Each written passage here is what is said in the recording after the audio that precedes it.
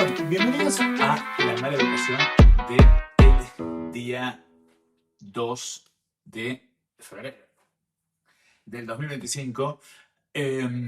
Si salgo corriendo los años, sepan disculpar, pero mañana tengo una colonoscopia y creo que es una situación adecuada para esta mala educación en varios sentidos.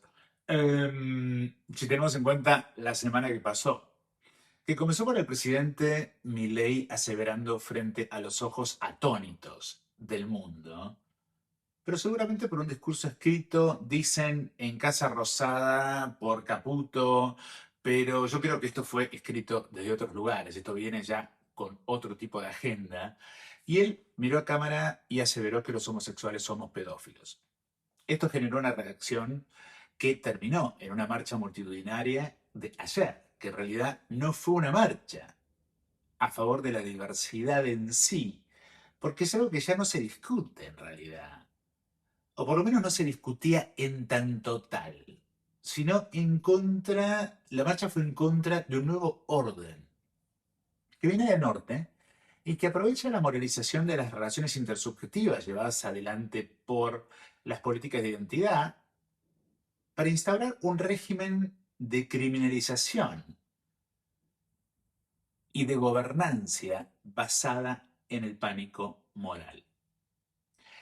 Lo que me interesa acá es poner cierto marco como para entender lo que pasó y lo que está pasando, no solamente desde la obviedad de las políticas neoimperiales de Donald Trump y el fetichismo romano imperial de Elon Musk, directamente fascista o neonazi, hasta llegar a ser un gesto que debe ser entendido como, ¿no? Ese gesto que se mandó, como un saludo nazi, sino también que muestra un trasfondo de política en el que la criminalización de grupos y minorías sociales es una condición de la gobernancia. Y muchos de ustedes me conocen y saben que yo no soy ni kirchnerista ni por casualidad. Además, el kirchnerismo me canceló cuando gané un premio que finalmente no me pudo hacer sacar, no me pudieron sacar, pero que puso en evidencia el uso del Estado tanto desde la izquierda, centro izquierda, como desde, ya podemos decir, la ultraderecha, eh, en donde la munición con la que se dispara es la moralidad. Pero en eso no me voy a meter, sino que voy a decir algo a favor del peronismo, que incluye al menemismo, y es que desde sus orígenes trajo de la mano el peronismo a la organización obrera, estructurada, y esto tuvo continuidad a través de los gobiernos dictatoriales militares, lo que tiene su lado positivo y su lado negativo. El lado positivo es que ni Menem pudo avasallar los derechos de los trabajadores, lo que en Argentina históricamente se hizo a través de la inflación y la deuda. Y otra cosa, y la evasión y más. Y otra cosa, digamos, positiva, y esto lo digo habiendo vivido en Inglaterra casi un cuarto de siglo, que tiene el peronismo, que tuvo el peronismo, y bueno, ahora posiblemente lo sigue teniendo, y el kirchnerismo lo puso más en evidencia, es la toma y recuperación del espacio público a través del asambleísmo. Y esto creo que fue central. Y yo creo que tiene que ver con haber vivido el proceso de reorganización nacional en un estado constante de toque de queda, encerrados, viendo cómo se llevaban a nuestros vecinos y luego aprendiendo a no poder ver, aun cuando estábamos mirando, porque aprendimos a olvidar. Y esto lo digo con cierta nostalgia desde lejos, porque en Inglaterra y en Estados Unidos el espacio público en tanto espacio de asamblea desapareció y fue reemplazado por otra cosa, comodificada. Por eso, cuando se dice que hay una movilización en Londres y demás, en realidad es una caricatura de lo que ustedes conocen en Argentina como movilización. Porque es movilización hasta el momento que la policía dice se acabó, chicos, a dormir y todos se van solitos y disciplinados a su casa.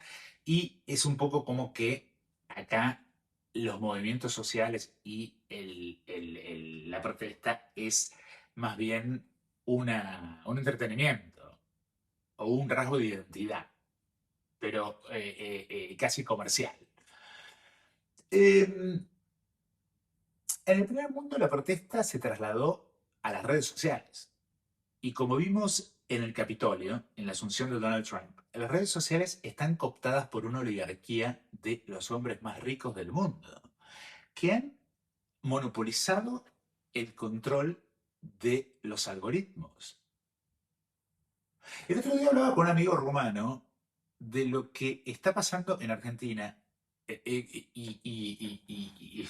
estoy bastante atónito. Y marcábamos una diferencia con el modo en el que reaccionan ante las crisis o los abusos que vienen de arriba los hindúes o los ingleses. Es decir, por ejemplo, los hindúes están dispuestos a ser esclavizados, por ejemplo, bajo la invitación del gobierno de Estados Unidos ahora, y es uno de los proyectos de Elon Musk, de, por un lado, echar a todos los mexicanos, pero por otro lado, traer a el tipo de personal que ellos necesitan para la industria de Silicon Valley, las visas para gente capacitada. Lo que a todas luces va en contra de los norteamericanos que van a ver sus sueldos por el piso en trabajos que antes eran muy bien pagos, como por ejemplo los programadores, los codificadores. Algo similar hizo Macri en Argentina con la inmigración venezolana en el sector servicios de la ciudad de Buenos Aires. Pero para no irme de tema, lo que hablamos con mi amigo rumano era que hay una diferencia entre el modo en el que los ingleses y los hindúes, por un lado, y por otro lado los argentinos y los rumanos, por ejemplo, en este caso, reaccionan frente a estos abusos. Los primeros, es decir, los ingleses y los hindúes se someten al punto de la autonegación. Es como que no pueden ver que se los están fumando en pipa. Está tan naturalizado y tan integrado que aunque lo vean, lo aceptan con la cabeza baja. Y yo creo que es uno de los legados, en el caso de los argentinos y del rumano, en el caso del comunismo y la dictadura, el poder ver la violencia explícita. Y esto fue lo que pasó en Argentina esta semana. Todos, donde sea que estuviéramos, nos juntamos. Podemos ver claramente la diferencia entre fascismo y libertad, aun cuando Milei haga todo en nombre de la libertad. La libertad ha sido usada como una novedad cuando en realidad ya tenemos un siglo y medio de violencia imperial desde el norte global en nombre de la libertad. Eso, en la marcha de ayer, fue una palabra, la palabra libertad, que ni apareció. Porque esta altura es un territorio casi contencioso. Y esto es algo que los gays podemos dar cátedra. Porque para nosotros, desde la crisis del SIDA y la aparición del movimiento Pride, la palabra libertad es como un escorpión que te pincha con la cola. La libertad es algo que se fabrica y no que se consigue. Y es algo que se impone como un acto de violencia, al menos en la realidad gay y la realidad latinoamericana, política, del último medio siglo. ¿Y por qué digo que a los gays nos colocan en un lugar raro, pero en el que ya estamos habituados? Bueno, en principio, desde el norte, lo que se impuso fue un modelo de conducta gay que fue impuesto al sur a través de los medios de comunicación y el mercado. El gay exitoso, el gay trabajador, el gay sexy, el gay sexualmente performativo, el gay amigo confesional de las mujeres entradas en año con el nido vacío y deprimidas. El usuario de Grindr para destapar la presión de lo que la imposición de un modelo de pareja heterosexual a un homosexual implica. En definitiva, la necesidad de adoptar una identidad para ser visibles y categorizarla. Y eso, si se quiere, fue el gran error del feminismo argentino, que creen que la condición de toda liberación minoritaria es hacerla visible. Lo que en realidad es relativo, porque cuando uno deviene visible, uno tiene que tener las herramientas, o mejor dicho, las armas, para defenderse. Y no solo las armas, sino además las proteínas. Porque se necesitan proteínas para movilizarse como ayer. Lo que todo esto pone sobre el tapete es que lo que se impuso desde el norte global fue un estilo de vida homosexual que demandó hacerse visible para asimilarse a la mayoría heterosexual, para ser aceptados. Y esto es algo que las mujeres conocen y saben bien, porque saben cuáles son los costos de, por ejemplo, la pareja como modo de aceptación en la sociedad. Una mujer sola es lo peor que hay, teóricamente. Y esto es lo que, por ejemplo, me diferenciaba de Novarecio, pero esta semana Novarecio, Abeluto, todos estábamos del mismo lado. Y eso me pone muy feliz, porque la pregunta que me voy a hacer hoy, en esta mala educación, es sobre qué relación hay entre homosexualidad y pedofilia. ¿Cómo se le ocurrió a Milei esa asociación? ¿Y cómo se le ocurrió proyectarla desde Davos? Cometiendo creo que el error de su carrera. Y por otro lado me quiero preguntar cómo pudo ocurrir esto en Argentina, que según Jorge Macri y también Roberto Navarro, refiriéndose a la ciudad de Buenos Aires, es uno de los lugares más tolerantes y receptivos con la comunidad LGBT. Lo que es mentira. Y digo esto porque yo tengo en contacto permanente con argentinos y eh, en Argentina ser gay viene con muchas condiciones. A lo primero ya me referí, que es la asimilación que tiene que ver con transformarse en una persona normal, de bien, en pasar desapercibido. Y cuando se llega a notar, uno presenta a su pareja. Este es mi novio. Y termina siendo una caricatura, una copia de un modelo de felicidad generado para heterosexuales. Y para otro régimen económico de otra época, con necesidades absolutamente diferentes, que tiene que ver más con la transición entre la sociedad agraria y la revolución industrial, donde aparece la palabra amor, la figura del amor. Y en Argentina y en Latinoamérica, el rol sexual de pasivo o activo aparece con una carga casi tan análoga como la que tenía en la Grecia clásica, en donde el pasivo es inferior y el activo es el macho. Y ser macho aparentemente es bueno. En Argentina, la bisexualidad es casi inexistente, porque la presión de grupos empuja al hombre o a la mujer a casarse, tener hijos, y luego por eso tenemos la proliferación de travestis y transexuales que se va, digamos que ya tenemos décadas de eso, ¿eh? Y tiene que ver con este límite de la autoaceptabilidad que se impone el heterosexual argentino, y esa frontera es el travesti con pija. Hasta ahí llega.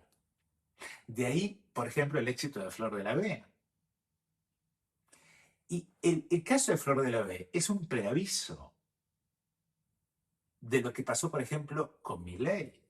Porque Flor de la B se la dejó ser mujer, Sofovich, siempre y cuando respetara un criterio de generación heterosexual eugenésica. Ella es una chequeña morocha que se casa con un castaño oscuro y tiene como hijo a 2 o 3 bávaros que parecen salidos de la propaganda ultraderechista apoyada por Elon Musk en las elecciones de Alemania. Los que están ahí haciendo la casita. Y ella esconde a su familia chaqueña. Es decir, hay una negociación. Pero de lo que quiero, antes de referirme a el maltrato y la pedofilia, es el tema del insulto y la agresión que los gays ejercemos entre nosotros. Grindr es un lugar ideal para eso. Y de la mano de eso muchas veces viene el consumo de sustancias. alcohol, para poder intimar a pesar de todo. Por eso si algo creo que una persona de bien no puede hacer es juzgar la conducta de minorías sexuales, que en el caso de los gays fuimos criados a través o en medio del insulto.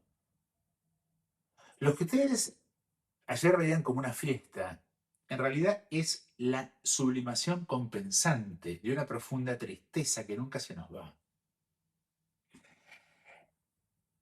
El insulto juega un papel central en la constitución de la subjetividad homosexual. El insulto no es solo un acto externo de violencia simbólica, sino que participa en la construcción misma del sujeto. Siguiendo una lógica, no quiero ser muy teórico hoy, o hacerme el intelectual, pero en una lógica Foucaultiana o bourdieusiana, digamos, podemos plantear que la homosexualidad no es simplemente una orientación sexual, sino una identidad que se estructura a partir de la exclusión social.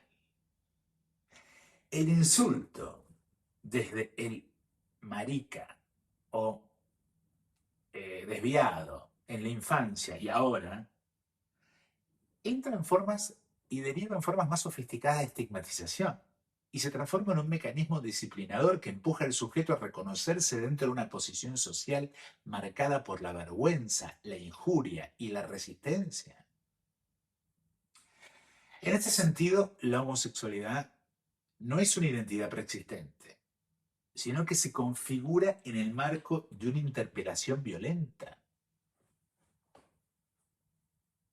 Y esto, digamos, esta idea de que el sujeto es llamado a ocupar un lugar en el mundo social mediante el lenguaje y la represión es la clave. El homosexual, en este sentido, se ve forzado a reconocerse a sí mismo a través del insulto y de la mirada del otro. Una mirada que él termina integrando e insultándose a sí mismo. Esta formación a través de la injuria también se conecta con algo que, por ejemplo, dice Judith Butler, cuando trabaja con el poder de la palabra, donde discute cómo el lenguaje no solo nombra, sino que produce sujetos a través del acto de discurso. Para Butler, la repetición del insulto genera un efecto performativo que fija identidades, pero también puede ser resignificado, como se ha visto en la reapropiación de términos como queer, que originalmente era un insulto, por parte del movimiento LGBT. QH+. Y si lo llevamos a la relación entre homosexualidad y criminalización, el insulto no solo produce una identidad, sino que también define los límites de lo aceptable y lo normativo dentro de una sociedad. En el siglo XIX y XX, la patologización de la homosexualidad en discursos médicos y legales, también funcionaba como una forma institucionalizada de insulto que codificaba una diferencia y la transformaba en una marca de exclusión. Pero ¿de dónde viene la posibilidad de que el presidente de la nación pase de decir que hay dos sexos, como fue el caso de Cunio Libarona? Porque se fue preparando todo esto a mirar a la Cámara con odio en Davos y acusarnos de pedófilos. Bueno, yo creo que una de las claves es el escándalo de los cadetes en la Argentina, ocurrido en 1942, que es un caso clave para entender cómo el deseo homoerótico estuvo históricamente ligado a los espacios de poder masculino. En este caso, en el ámbito militar. Y cómo esto entró en tensión con la moral pública y las estructuras autoritarias. De hecho, está muy vinculado con el nacimiento del peronismo. Y el peronismo fue muy anti-gay en sus orígenes. El escándalo de los cadetes comenzó cuando se descubrieron relaciones homosexuales en el Colegio Militar de la Nación. La revelación llevó a la expulsión y el procesamiento de varios cadetes y oficiales, generando un pánico moral en la prensa y en la sociedad. En un contexto donde el ejército argentino se proyectaba como la institución garante del orden y la moralidad, la exposición de prácticas homoeróticas, las fotos son pornográficas, dentro de sus filas, fue vista como una amenaza a la autoridad y a la masculinidad hegemónica que representa a la nación. Y este caso no es aislado, porque la fascinación por los cuerpos masculinos en las dictaduras latinoamericanas y en el fascismo europeo, especialmente en Pinochet, en la de Pinochet, es un fenómeno recurrente que tiene raíces en la construcción de la virilidad como principio de poder. El militarismo y el autoritarismo han fetichizado el cuerpo del soldado como emblema de disciplina, fuerza y sacrificio, al tiempo que han reprimido cualquier desviación de la norma heterosexista. Sin embargo, en muchos casos, esta exaltación de la masculinidad ha coexistido con una sublimación del deseo homoerótico. Esto, vayan a mi video de Milei y su obsesión con el ojete, o el gordo Dan y su obsesión con que los putos y el culo. Si miramos la historia de las dictaduras en América Latina, encontramos una constante. La iconografía del hombre fuerte, del líder carismático, rodeado de jóvenes soldados, que van del Che hasta Perón, de la camaradería viril como fundamento del poder, e incluso en Centroamérica el entrenamiento en violación de mujeres como arma de guerra. En el peronismo, por ejemplo, la imagen de los cuerpos atléticos desfilando en los actos del régimen no estaban lejos de la estética fascista italiana o nazi. En estos regímenes, la militarización del cuerpo no solo tenía, yo vi una foto de mi papá con Perón, que digamos, es súper gay. No solo tenía una función disciplinaria, sino que también operaba como un espectáculo erótico sublimado. En el caso del nazismo, esto es aún más evidente. El culto del cuerpo masculino, a la desnudez viril en la propaganda y la obsesión con la pureza racial convivieron con una estricta persecución de la homosexualidad. Por ejemplo, figuras como Ernst Röhm, líder de la SA, abiertamente homosexual, muestran cómo los espacios del poder masculino autoritario podían albergar, al menos temporalmente, formas de homoerotismo antes de ser brutalmente reprimidas cuando se volvían políticamente inconvenientes. Es decir, Elon Musk te tiene que traer a la hija para que no lo veas como gay. A los hijos te los tiene colgando. Esto para que no te olvides que no soy gay. En el caso de las dictaduras latinoamericanas del siglo XX, como la de Videla en Argentina o la de Pinochet en Chile, la represión de la homosexualidad fue una política activa. Más en Argentina que en Chile, mucho más violento en Argentina que en Chile, y explica muchas cosas. En Argentina la comunidad LGBT fue perseguida sistemáticamente con secuestros y torturas de homosexuales en centros clandestinos de detención. No sorprende la marcha de ayer, porque está en nuestra memoria colectiva. Sin embargo, al mismo tiempo, existía dentro del ejército una cultura de intimidad masculina que en algunos casos incluía prácticas homoeróticas silenciadas. Esto es un clásico. Pero además, en la misma tortura. El escándalo de los cadetes de 1942 es, en ese sentido, un síntoma de esta contradicción. Por un lado, la institución militar como símbolo de la virilidad nacional. Por otro lado, la evidencia de que dentro de ese mismo espacio existían relaciones que desafiaban las normas heterosexuales, lo que llevó a una reacción de pánico y represión, que se articuló en el peronismo. Por supuesto, vivir en este estado de agresión y de persecución, no me quiero meter con el tema del peronismo y la pedofilia femenina, digo, vivir en este estado de agresión y de persecución. Y recuerden que creo que fue el año 90 en el que 89, en el que los delitos policiales fueron levantados y la persecución continúa.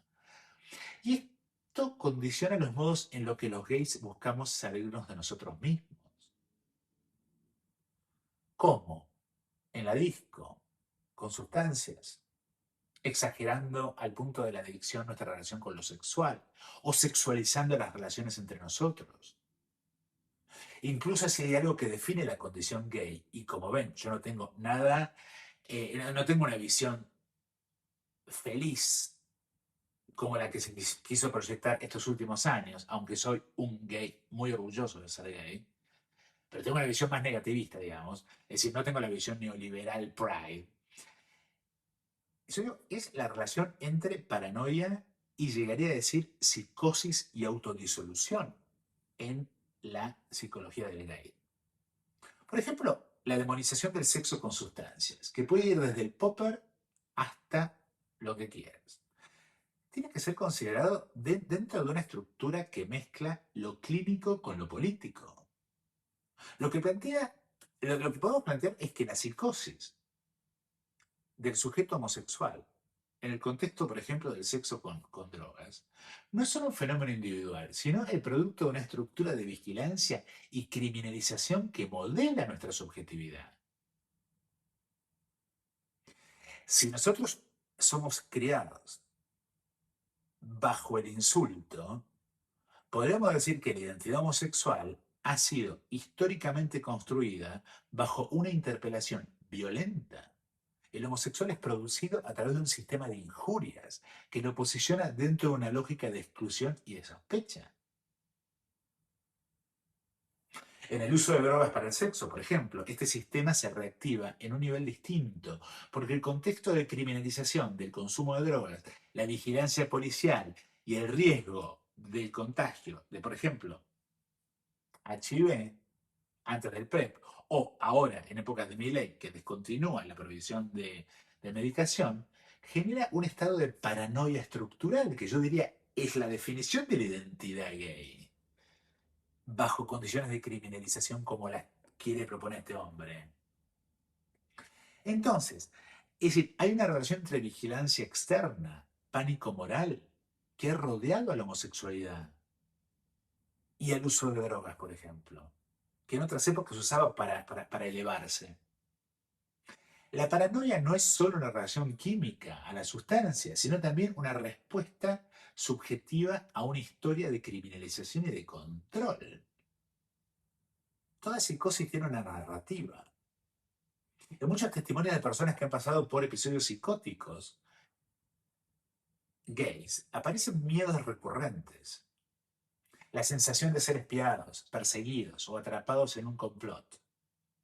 Estos miedos no surgen de la nada, sino que se insertan en una estructura de sospecha que ha rodeado históricamente la sexualidad gay, desde las redadas policiales hasta las narrativas conspirativas sobre el HIV. Esto hoy se usa a través de Grindr para criminalizar gente. Si lo pensamos en términos lacanianos, podríamos decir que el sujeto homosexual en este contexto está capturado en una lógica paranoica porque la ley, en Lacan, en su dimensión simbólica y real, ha operado históricamente en su contra.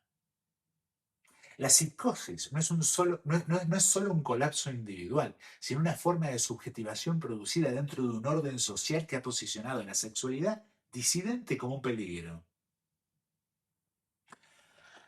Y ahora podemos pasar al tema que nos convoca. Porque uno de los insultos y de las acusaciones criminales habituales que ha arruinado vidas de una homofobia estructural, transhistórica e internacional, que cruza fronteras y épocas, es la que asocia al homosexual con la pedofilia. En principio, el lugar complejo que existe en la relación entre gay y niños tiene que ver con que por más ideal neoliberal que se haya instaurado en los últimos años, a lo Marley, el homosexual no se reproduce. Y fíjense que hasta cuando se reproduce la acusación, amarle, vemos que iba preparando el terreno para lo que estamos viendo.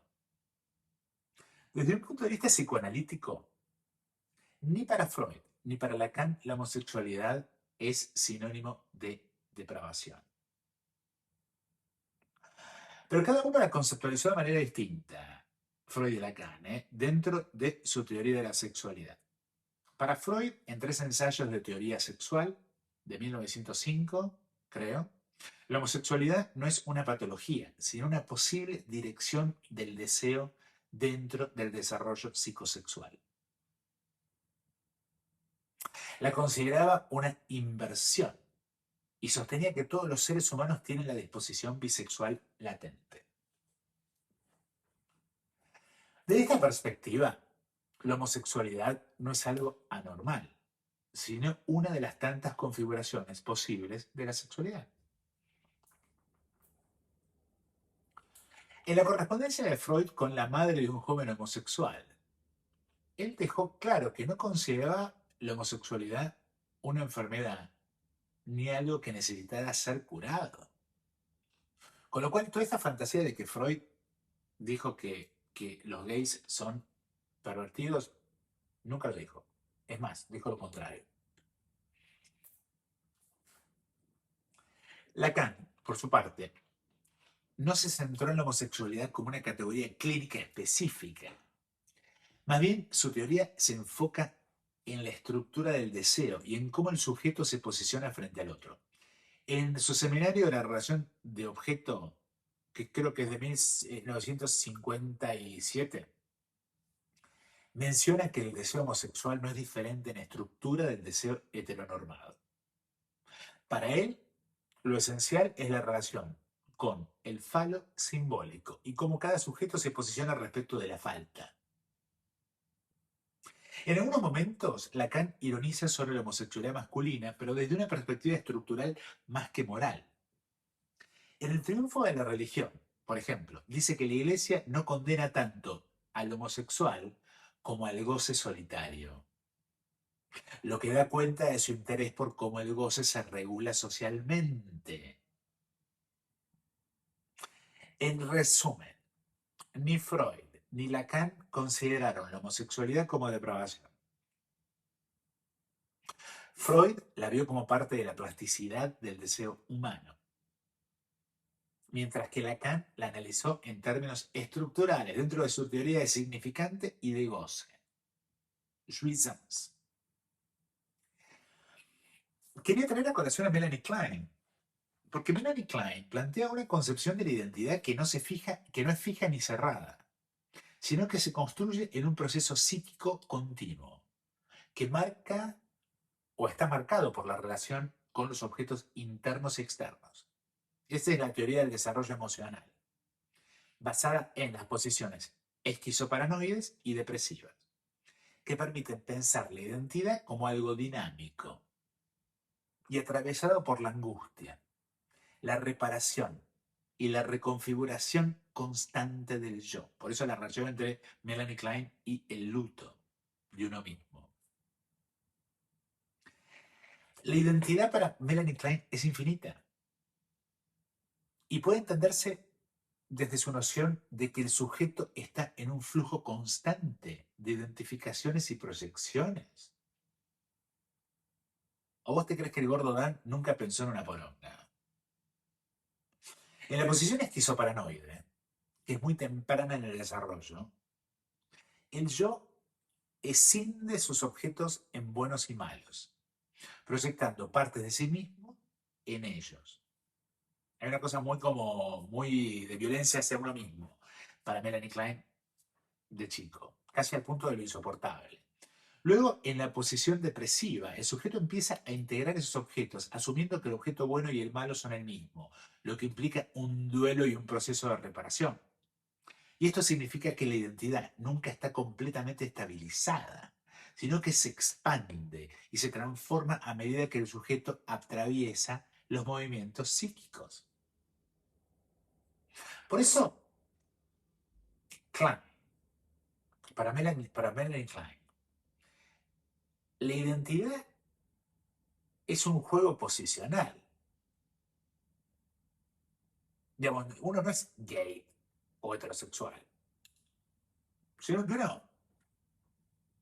Se posiciona, por supuesto de acuerdo a todo lo que dije antes, pero su teoría implica que la identidad siempre está posicionada en relación con los objetos y el deseo.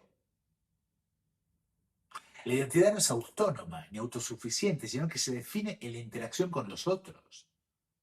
De ahí que se pueda pensar que la identidad está marcada por la contingencia y la relación con el otro más que por una esencia fija.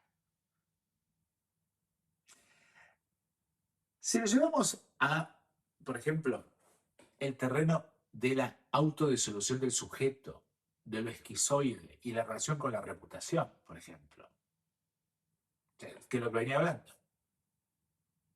Klein abre una vía para pensar la identidad no como una entidad cerrada, sino como un campo de fuerzas en conflicto, donde el sujeto se posiciona y reposiciona constantemente según sus ansiedades y defensas psíquicas.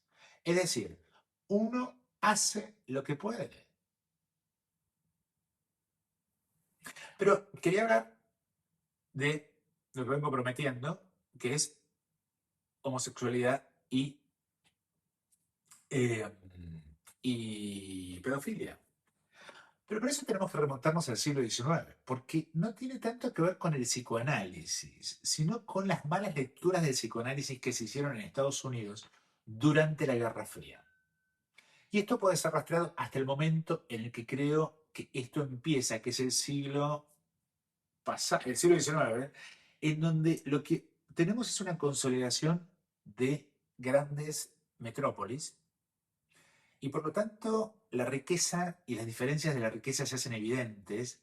Y piensen, por ejemplo, en la narrativa de Eva Perón viniendo desde el campo a Buenos Aires y enseguida, ¿qué es lo que es la acusación? Prostituta. ¿Por qué? Porque era un clásico. Digamos, la que llegaba es el vean un grabado de Hogarth, ¿no? Es decir, que llega del campo y se hace prostituta y termina mal. Lo que esto trae es una epidemiología o el miedo al contagio de sífilis, que tiene que ver con la prostitución. Concretamente, no sé si sífilis, pero bueno, es decir, con las epidemias. Y con esto vienen y aparecen categorizaciones de grupos peligrosos, estigmatizados como depravados, que pasan a criminalizarse, que como vimos no tiene ningún fundamento en la psicología ni en la ciencia. En el siglo XIX la criminalización de la homosexualidad se intensificó dentro de un marco de control moral, jurídico y supuestamente científico sobre la sexualidad, que está vinculado con la psiquiatría, no con la psicología. La consolidación de los estados-nación y la creciente influencia de la medicina, la psiquiatría en relación al derecho penal, llevaron a una patologización y persecución sistemática de las prácticas homosexuales, muchas veces asociándolas con la perversión y la criminalidad. Uno de los hitos claves en este proceso de la criminalización fue el Código Penal Napoleónico, 1804, que eliminó las penas por sodomía en Francia, pero influyó en la regulación de la moral sexual en toda Europa. En Inglaterra, por ejemplo, la ley de enmienda de delitos contra personas, 1885, introdujo el concepto de indecencia grave, un eufemismo legal que criminalizaba las relaciones homosexuales masculinas en privado y en público. Por eso lo que dijo Francos es muy jodido, porque ya estaba hablando de esa división. Fue esa la ley que llevó a la condena a Oscar Wilde en 1895. En cuanto a la relación entre homosexualidad y pedofilia, es importante notar que en el discurso médico y jurídico del siglo XIX, las dos categorías no estaban claramente diferenciadas. En parte, esto se debe a que el concepto mismo de homosexualidad como una identidad fija apenas estaba emergiendo. Antes de fines del siglo XIX, es decir, de que se estableciera como una categoría sexual específica, las prácticas entre hombres solían describirse en términos morales o religiosos como sodomía o el pecado nefando. Pero con la aparición de la sexología, derivada de la psiquiatría, especialmente con autores como Richard von Krafft-Ebing en sus Psicopatías sexuales de 1886, se empezó a catalogar la homosexualidad como una inversión del desarrollo sexual normal.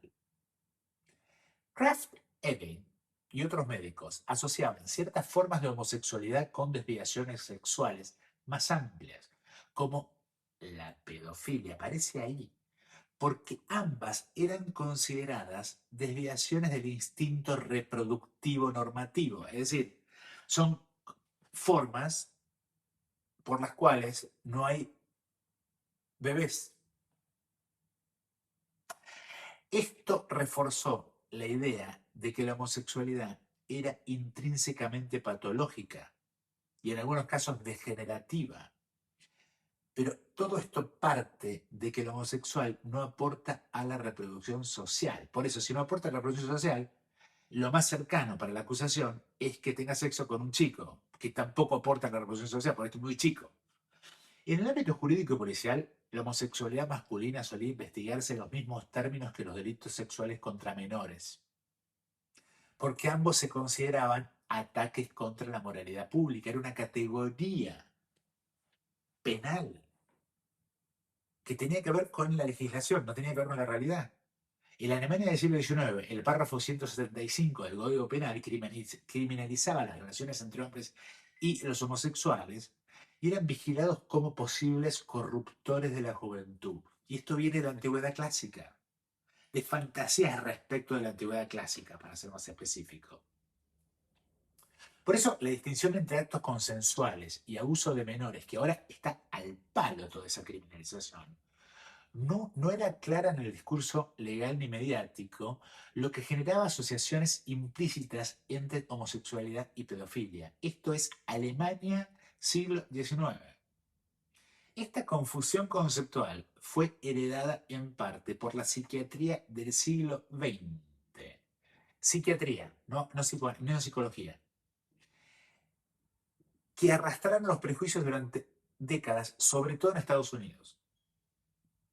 En estudios de sexología y sociología se han demostrado que la homosexualidad y la pedofilia son categorías totalmente distintas en términos de estructura psíquica y comportamiento. Esto no cabe duda, es decir, la ciencia hoy está clarísimo.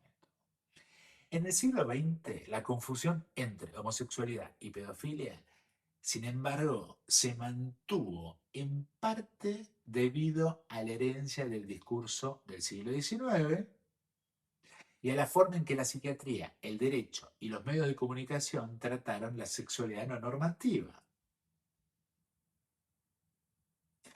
Jonathan Viale te voy a recagar a trompadas, igual que el gordo Dan. Uno de los factores clave de todo esto es la influencia de la psiquiatría, como vengo diciendo, y de este psicoanálisis temprano que seguían considerando la homosexualidad como una desviación del desarrollo psicosexual. Freud, aunque no veía la homosexualidad como una enfermedad, la interpretaba como una fijación en una etapa infantil del desarrollo. Y ahí venía el que leía mal Freud, ahí venía la confusión. Sin embargo, los seguidores más ortodoxos de Freud, que leían esto como al pie, es decir, no lo interpretaban, le incluyeron, sobre todo en Estados Unidos, dentro de las llamadas parafilias, donde compartía espacio con prácticas consideradas patológicas como la pedofilia o el sadismo extremo. A nivel institucional, en 1952, la Asociación Americana de Psiquiatría, es decir, acá Estados Unidos es clave, en esa asociación entre homosexualidad y pedofilia, incluyó a la homosexualidad en la primera edición del manual diagnóstico y estadístico de trastornos mentales, clasificándola como un trastorno mental. Década del 50, macartismo. Aunque no se menciona explícitamente junto con la pedofilia, el hecho de que ambas estuvieran dentro del mismo marco de perversiones sexuales contribuyó a reforzar la idea de que eran fenómenos relacionados. ¿Y en qué contexto ocurre esto? La Guerra Fría. Y la Guerra Fría es el momento en el cual el Estado-nación entra en crisis de duda. Es la masculinidad comprometida.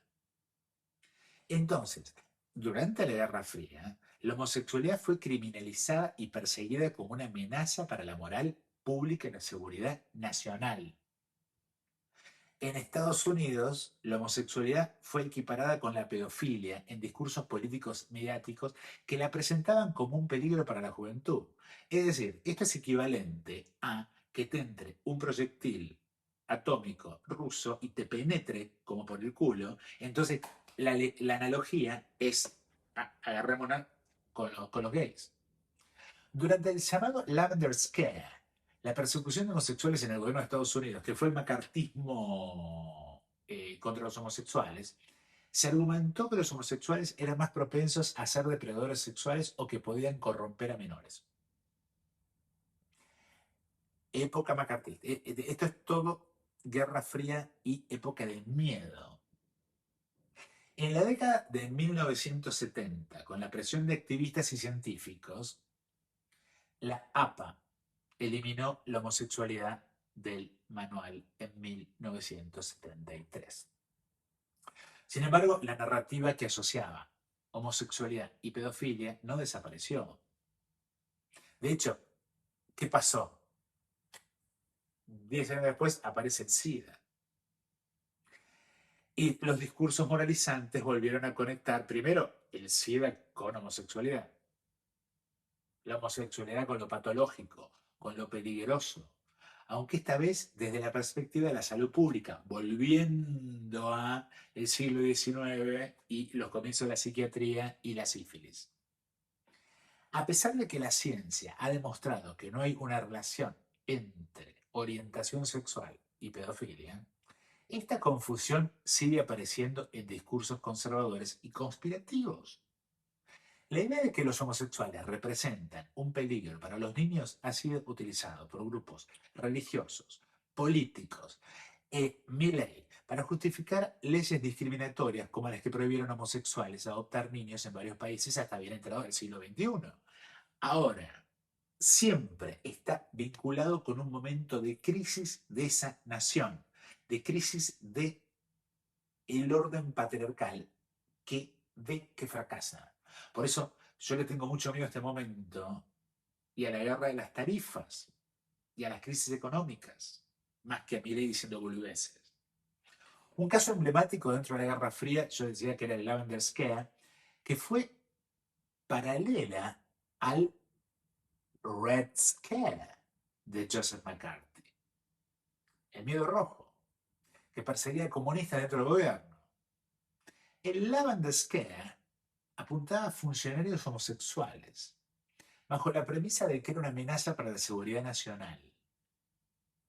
La justificación era que los homosexuales, al llevar una doble vida, debido a la discriminación, eran vulnerables al chantaje soviético. Y ahí viene el tema, por eso hablaba de la psicosis al principio, viene el tema del integral, cómo el homosexual se autocoloniza.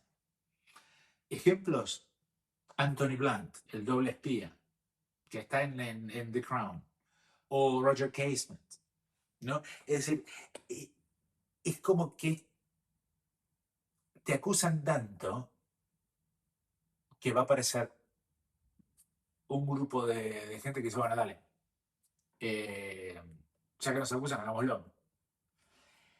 El senador Kenneth Wherry declaró en una investigación del Senado norteamericano que la homosexualidad y otras perversiones sexuales son tan peligrosas para los niños como el comunismo para la nación. Fíjense la asociación.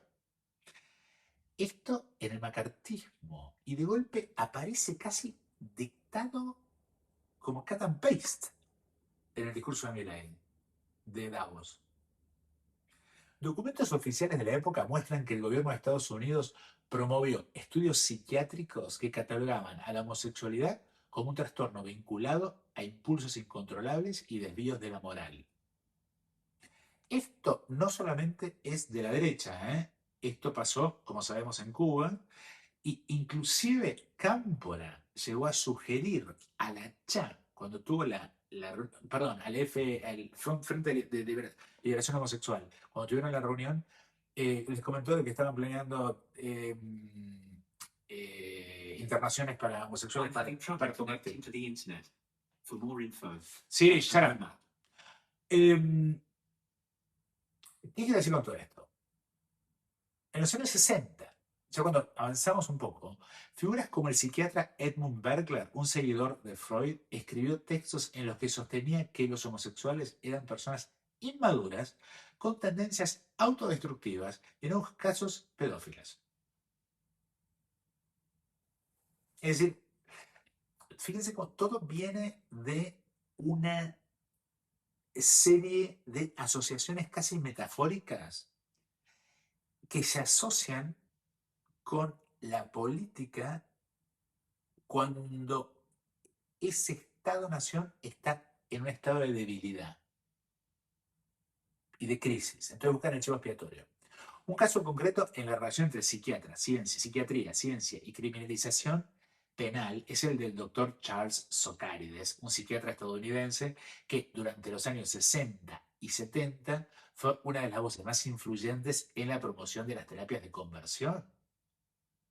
Socarides, esto era lo que proponía también Cámpora, Socarides sostenía que la homosexualidad era una enfermedad psicológica curable y que muchos homosexuales adultos tenían tendencias pedófilas porque no habían logrado una maduración sexual completa. Entonces, como no tiene maduración sexual, que lógicamente, hegelianamente, es ser heterosexual, es decir, la diferencia, la dialéctica, su trabajo fue utilizado por sectores políticos para perseguir y justificar leyes discriminatorias. Antes de eso, Oscar Wilde, ¿no? Y la acusación, en donde en realidad el juicio no trató la pedofilia, pero los periódicos y el discurso de la opinión pública lo describieron como un corruptor de la juventud, aunque la acusación nunca tuvo que ver con eso, reforzando la idea de que los homosexuales eran depredadores sexuales. Años 70, es cuando la homosexualidad es eliminada del manual de psiquiatría norteamericano. Surgió como una desviación. Surgió un contraataque de sectores conservadores que insistían en que la despenalización de la homosexualidad llevaría a la normalización de la pedofilia. En este contexto surgieron debates sobre organizaciones como se llamaba la North American Man-Boy Love Association, que promovía la despenalización de las relaciones entre adultos y menores. Este era un grupo marginal que fue usado y financiado por la derecha para sostener la idea de que el movimiento de liberación gay estaba vinculado con la pedofilia. Ojo, porque hay mucha guita ahora atrás de estos proyectos neonazis, de eugenesia y de chivos expiatorios. Entonces yo creo que el movimiento homosexual, por eso fui tan contundente en Twitter esta semana con la marcha. Ojo, para terminar y volviendo al principio, en la Argentina el escándalo de los cadetes que puso en evidencia, y termino así, y que puso en evidencia las consecuencias de tapar a los homosexuales de familias privilegiadas en épocas de eugenesia, es decir, de protonazismo, en donde se intentaba mejorar o alcanzar una raza argentina, la relación entre eso y los gays conspiraba contra precisamente eso, porque no se reproducen, no aportamos al futuro, sino que vivimos en tiempo presente. Tenemos otro contexto, otra noción de vida. Y esto mostró el lado oscuro, que era que aquellos con los que se calentaban los jerarcas militares de la década infame eran con los morochitos, que venían del interior y que luego compondrían la masa peronista. Por lo cual hay un sustrato de racismo en todo esto. Cuando me cancelaron, me acusaron de homófobo, gordófobo, misógino, transfobo y hasta chantajista. En realidad lo que no se me perdonó era que alguien de mi extracción de clase, medio guaraní y gay, tuviera opiniones y las pudiera fundamentar sin caer en el accesorio de ser la cartera de la señora rica o de la señora de que el marido le mete los cuernos y mientras tanto se entretiene con el gay, que eso es un clásico en la Argentina, o en ser el payaso caricatura que se ríe de uno mismo antes de que se rían de él. Por eso, ojo, que hubo casos ayer en la marcha, abajo del monumento de Belgrano. Y esto es lo que me preocupaba de la marcha. Hubieron situaciones. Pero hice toda esta explicación sobre el dolor de ser gay, bajo la constante pátina de una sonrisa que ni siquiera es nuestra, sino que es impuesta por una sociedad que no se anima a ver su propia responsabilidad en nuestra pena y su propia bisexualidad. Digo esto porque a Milei se le dio una lección ayer. Pero la sociedad argentina es una sociedad de extremos y sobre todo de atajos y de negación.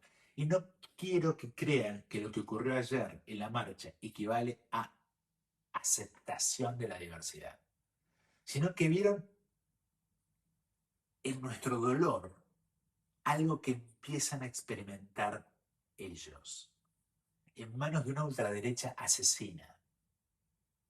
Y no potencialmente asesina, sino asesina. Y ojo, ojo Novarecio, porque una cosa fue el apoyo y otra cosa es el apoyo a la diversidad y otra cosa es el apoyo a una estructura asesina que está eliminando categorías sociales y que necesita chivos expiatorios y que los va a conseguir. Porque esto de ayer puso un freno, pero no termina de garantizar lo que queda de una gestión que yo caracterizaría casi como criminal. Por ejemplo, en la no provisión de medicamentos de HIV a los seropositivos. Pero digo, esto no lo quiero poner desde el lugar de los derechos humanos, porque me lo tienen que dar. Porque para mi ley somos degenerados. Entonces, nos ganamos. Esto hoy, ¿saben lo que es para nosotros, los homosexuales? Hoy es el tema del día, por eso hablo de esto.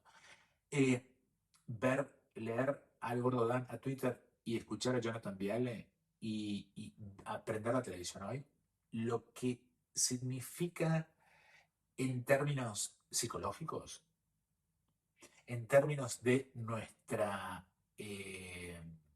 por más que porque estamos acostumbrados a barrer todo bajo la alfombra, a negar todo. Y además, al ser argentinos, tenemos como un doble posgrado en negación. Pero la situación de los gays hoy, hoy, tras lo que dijo Milei y cómo se nos ha tratado y se nos trata en en Twitter, en X, va a tener consecuencias, y va a tener consecuencias invisibles. Y no quiero hablar de trauma, traumatología, victimología, no, porque eso eso ya se banalizó. A lo que me refiero es a todo esto que dije hoy. Hay miedos que se integran hay culpas que se asumen cuando no tienen que ser asumidas, porque nadie hizo nada.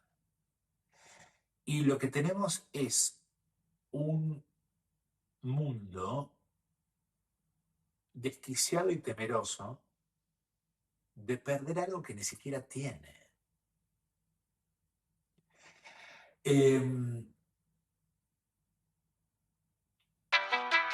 Nos vemos la semana que viene.